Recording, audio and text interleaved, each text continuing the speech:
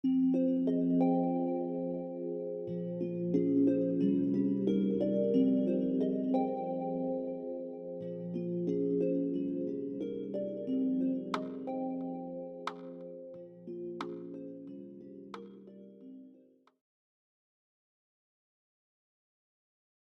you wake up, you glance at the clock, and you realize you've been in bed for, well, a solid 8 hours. Right, but you feel completely destroyed. Exactly, like your body just ran the marathon while your brain was, powered down.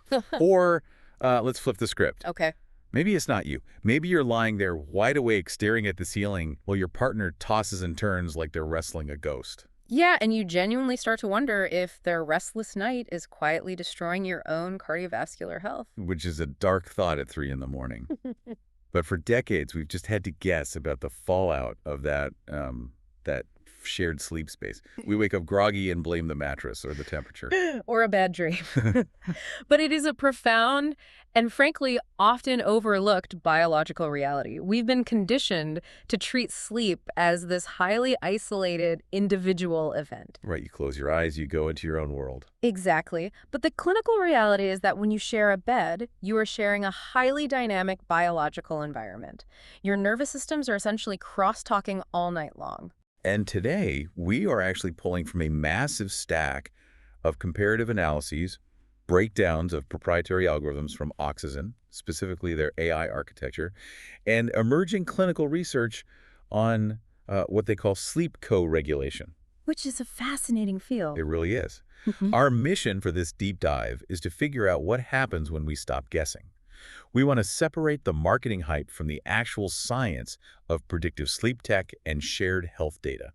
And that distinction between hype and science is just critical right now. I mean, the wearable market is entirely saturated. Oh, completely. Everyone has a band or a watch. Right, but we are witnessing a fundamental shift in the architecture of these devices. Mm, We're moving away from passive data loggers, the yeah. plastic bands that essentially just print out a receipt of your miserable night. A receipt of your miserable night. I love that. Yeah, toward predictive wellness platforms. These are designed to anticipate your biological needs before you even consciously register them. Well, I want to start right there, at the foundation, before we even introduce the chaos of a second human being into the bed.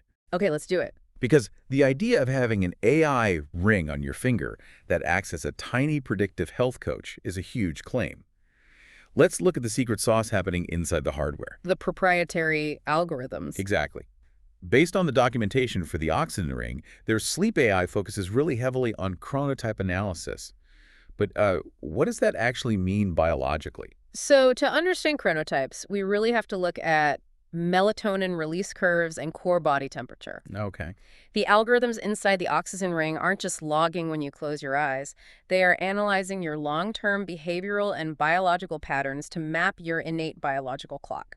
Meaning your body has a genetic predisposition to release sleep-inducing hormones at very specific times, right? Precisely. It asks, are you a morning lark whose core temperature drops early in the evening, or are you a night owl whose system stays elevated until midnight? So instead of a generic app just ping you at 10 p.m. telling you to wind down, because that's what the average human does. Right, which rarely works for anyone. Yeah, it's actually learning your specific endocrine rhythm. Yeah, and it offers personalized bedtime windows based on when your specific biological machinery is actually primed for recovery. That makes sense. Then once you actually fall asleep, the AI shifts into sleep stage classification. Tracking the REM, light, and deep sleep. Exactly.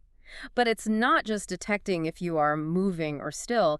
It uses machine learning to translate microscopic physical movements alongside your heart rate variability, or HRV, to map your progression through those cycles. Let's pause on HRV for a second, because I feel like that term gets thrown around on every fitness blog, but it's rarely explained well. That's very true. From my understanding, HRV isn't just your heart rate, it's the microscopic variation in milliseconds between each heartbeat. And it's counterintuitive, right? A higher variability actually means your nervous system is adaptable and recovered. You've got it. Whereas a rigid, perfectly timed heartbeat is actually a massive red flag for systemic stress. Which is wild to think about. You'd assume a steady beat is good. Right, but a highly variable heart rate means your parasympathetic nervous system, your rest and digest mode, is actively modulating your heart, adapting to micro changes in your environment. And the ring sensors detect those millisecond variations. Yes, using photoplethysmography, basically bouncing light off your capillaries. Okay, I was trying to wrap my head around how the algorithm maps sleep stages from that. And it's almost like trying to guess what song an orchestra is playing while standing outside the concert hall. That's a great way to put it. Like the ring is feeling the bass vibrations through the floor, Mm. your heart rate, the HRV, the micro twitches of your muscles, and the AI reconstructs the entire symphony of your REM and deep sleep cycles from those tiny external clues. That is a highly accurate way to visualize it. And all of that data feeds into the readiness scoring, predicting your energy for the day. So it's building a baseline. Exactly. By establishing a deeply personalized baseline of your symphony, the AI can detect incredibly subtle deviations. It compares your sleep quality against your previous day's physiological strain to calculate your energy capacity for the current day. Which brings us to the predictive element. Hmm. If traditional wearables are like a car's check engine light, Right, where by the time the light comes on, your transmission is already blown. yeah, and you already have the flu. Hmm. But this predictive AI is more like having a master mechanic riding shotgun. They're listening to the subtle hum of the engine, noticing a tiny drop in HRV, and warning you a week before the timing belt actually snaps. And if we look at the broader market landscape in our sources, that specific predictive capability is really where Oxyzen attempts to carve out its niche against heavyweights like Aura and Whoop. Because they all have their distinct philosophies. They do. The Aura Ring, for instance, is a phenomenal piece of hardware, but it heavily weights its readiness score around temperature trends and HRV to tell you how you recovered from yesterday. Yeah. And Whoop heavily prioritizes athletic strain, calculating how much cardiovascular load you can take today. So where does the Oxygen architecture draw the line to differentiate itself? The primary differentiator is the deep integration of blood oxygen data, or SpO2, right into the core predictive algorithms. Interesting. Yeah, many devices treat CO2 as a secondary metric, something buried in a submenu that you check if you're worried about sleep apnea. Oxygen makes it a foundational pillar.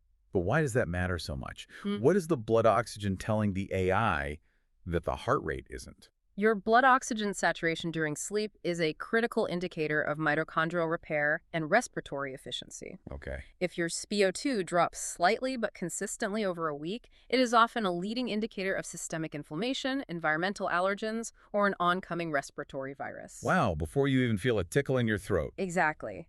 By making it a primary pillar, the AI isn't just reacting to fatigue, it's proactively identifying physiological stress that will compromise your immune system tomorrow. Okay, I see the power of the algorithms. But we have to address the physical reality of the form factor. You are asking users to wear a piece of metal and resin on their finger 24/7. Yes. And looking at the comparative analyses in our sources, there are distinct friction points here. Well, there are trade-offs with any wearable. The most obvious benefit of the ring form factor is the discrete design. True, it's not a huge watch. Right.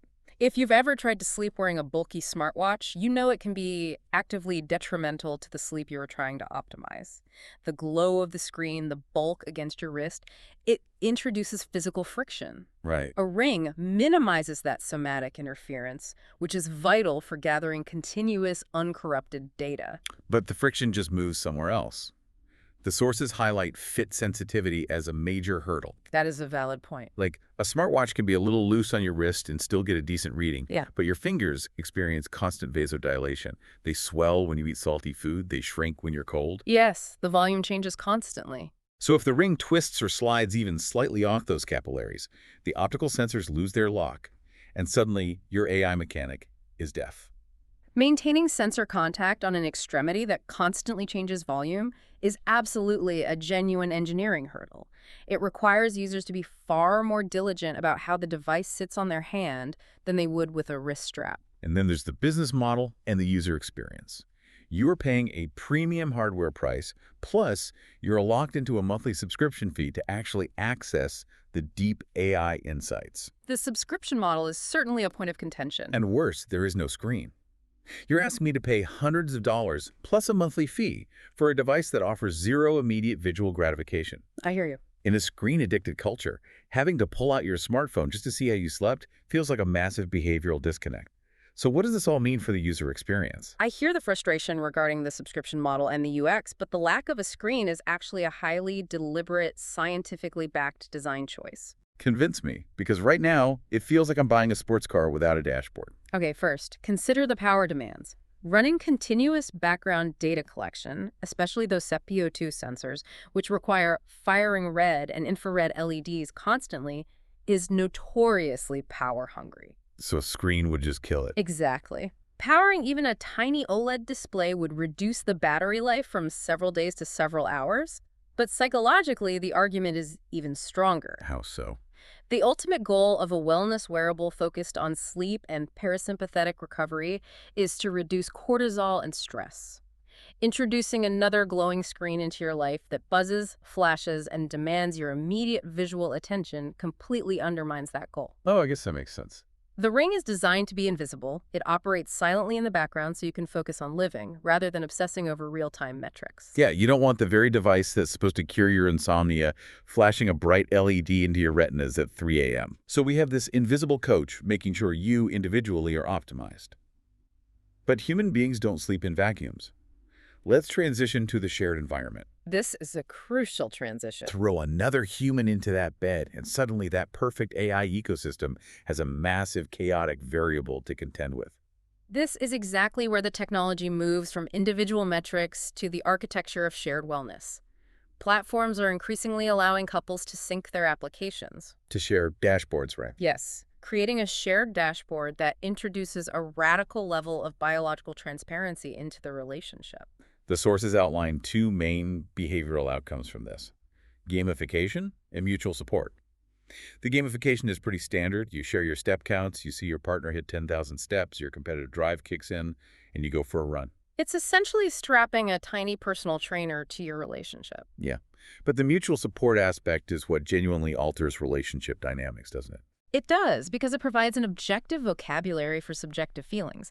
Imagine waking up, looking at the shared dashboard, and seeing that your partner's AI has flagged their readiness score in the red. Uh-oh. Right, their HRV tanked overnight, their deep sleep was interrupted. Before they even speak, you have objective data explaining their physiological depletion. That's huge. Instead of interpreting their grogginess as irritability or taking their short temper personally, you are immediately primed for empathy. It's a biological empathy cheat code. You see the low score, and maybe you quietly take on the morning dog walk or suggest ordering takeout instead of cooking. But the data sharing goes deeper than just mood management. It actually allows couples to optimize their shared sleep cycles, which historically has been a battleground for couples. Exactly.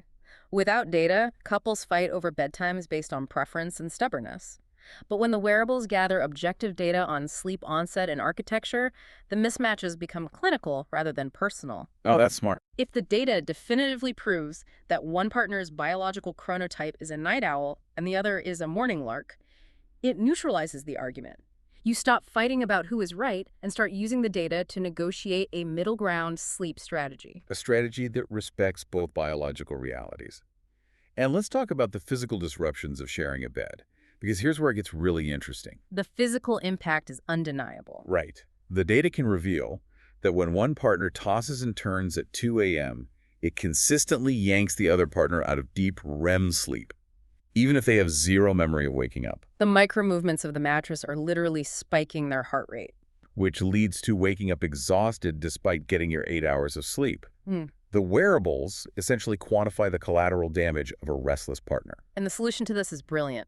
The smart alarms. Oh, I love this feature. Instead of an alarm clock blaring from the nightstand, sending both people into a cortisol-spiking panic, the ring uses gentle haptic feedback. Just a vibration on the finger. Exactly. It targets the specific user during their optimal light sleep phase, waking them up seamlessly while their partner continues to sleep entirely undisturbed. We are using predictive algorithms and haptics to solve the age-old domestic dispute of the 5 a.m. alarm clock and stealing the covers. It is a phenomenal application of localized technology, and psychologically it represents a massive shift. Wearables are migrating couples away from emotionally charged, subjective accusations. Like, you kept me up all night with your snoring. Right, shifting away from that toward objective, collaborative problem solving. It becomes, our shared data shows that the temperature in the room is disrupting my deep sleep, let's adjust the thermostat. The algorithm acts as a neutral third-party mediator. That neutral mediator is powerful.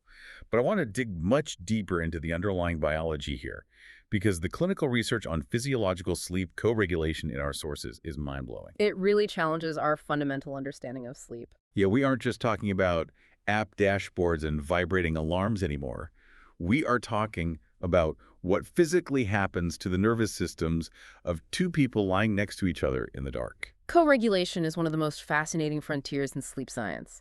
Researchers define it as the phenomenon where the physiological signals of romantic partners actually begin to synchronize during the night. Synchronize, you mean like, We are talking about heart rates finding a similar rhythm, respiratory rates matching, cortisol levels mirroring each other, and couples literally transitioning through light, deep, and REM sleep stages at the exact same time. wait, really? How's that mechanically possible? They aren't plugged into each other.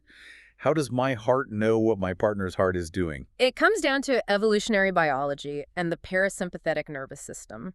Our bodies are constantly scanning our environment for threats and safety. Okay, that makes sense. When you are in physical proximity to someone you are bonded with, the sound of their rhythmic breathing, the microfluctuations in their body heat, and even the scent of their pheromones act as safety cues. Oh well. These sensory inputs trigger your vagus nerve, which increases your parasympathetic tone.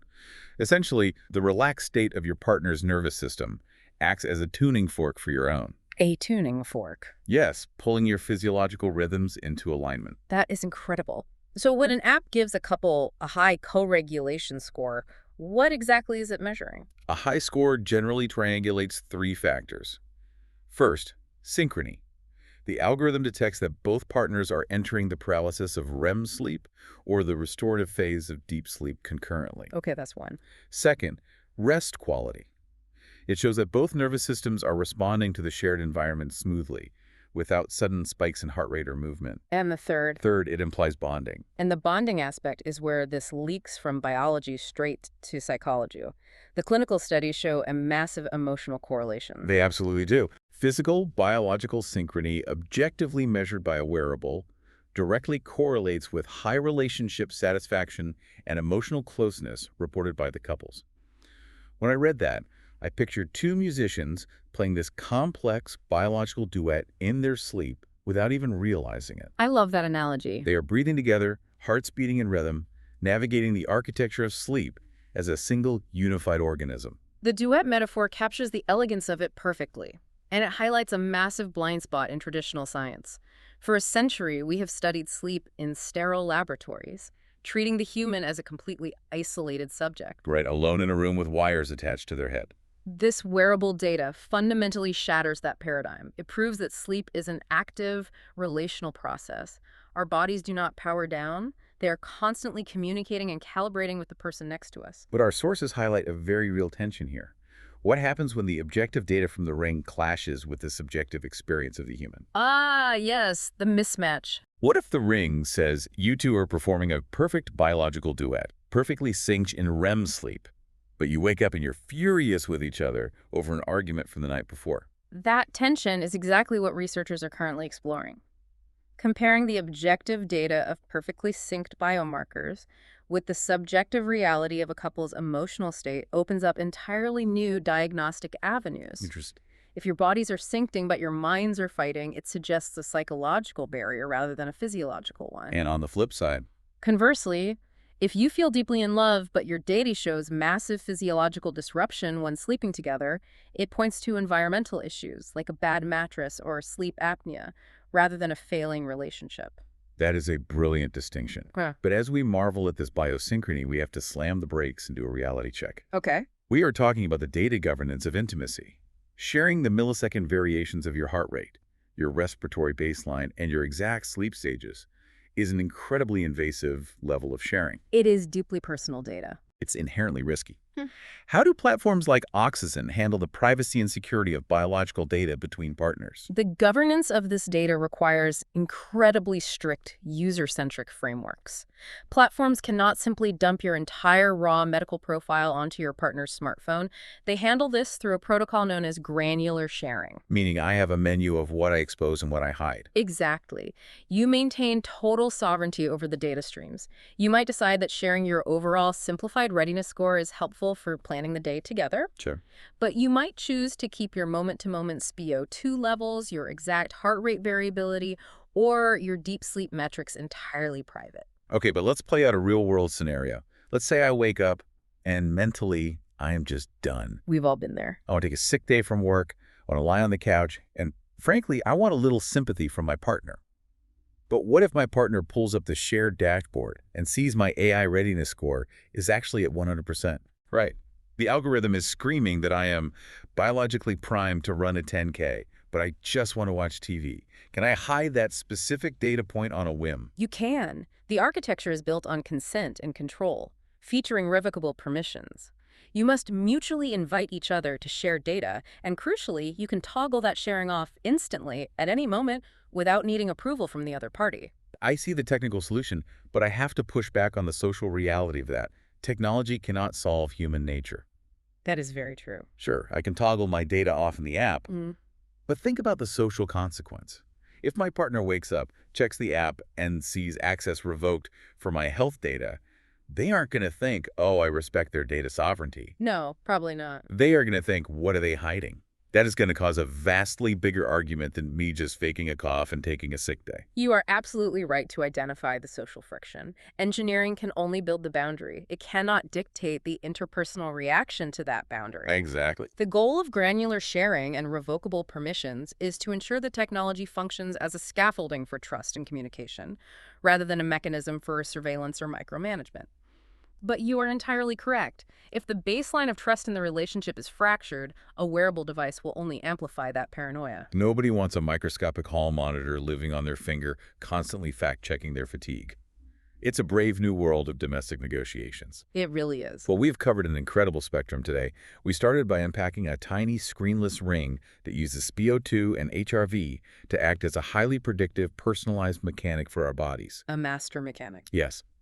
And from there, we zoomed out to the shared bed, looking at how this technology maps the hidden, parasympathetic synchrony of our relationships, transforming sleep from a solitary blackout into a shared, measurable, biological duet.